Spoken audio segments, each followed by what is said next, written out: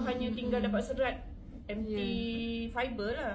Tapi spirulina dia punya full of nutrients dalam tu. Banyak lah.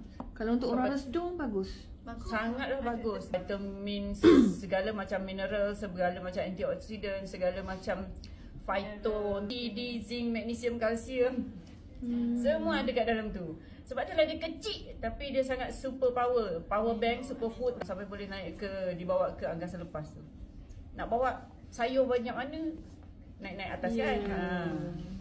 So kalau macam budak-budak, tak budak pun kita makanlah juga sayur, tapi sayur yang dah diolah. So tak ada makna dah kat situ sebenarnya. Kalau unless you makan sayur yang tidak diolah macam ulam, organik lah, yang tak ada pesticide, then maybe. Tapi kalau katalah carrot tu ada apa dalam dia, you banyak tu je adanya. Bayam ada apa dalam tu, kalau kita makan bayam lah. Tapi spirulina ada semua benda.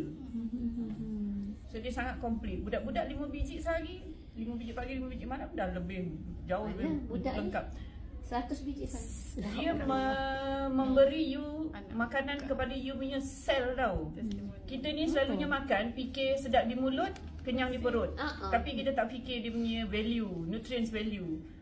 So cover lah ni. Kita tak kasih you, tak adalah sampai suruh you tak payah makan apa-apa kan.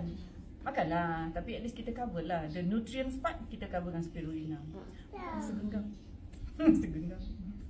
Maknanya kalau spirulina tu macam makan banyak pun dia tak ada efek apa. Dia kan expect lah sebab makanan. Badan kita tahu, oh ni makanan, terlebih buang. Dia boleh detox heavy metal.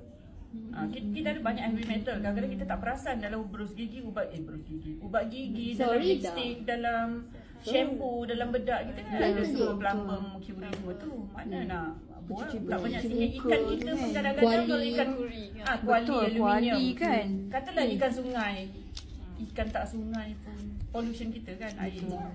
Pengotoran alam tu patah balik kat kita semula. So macam mana nak buang? Spirulina boleh tolong buang.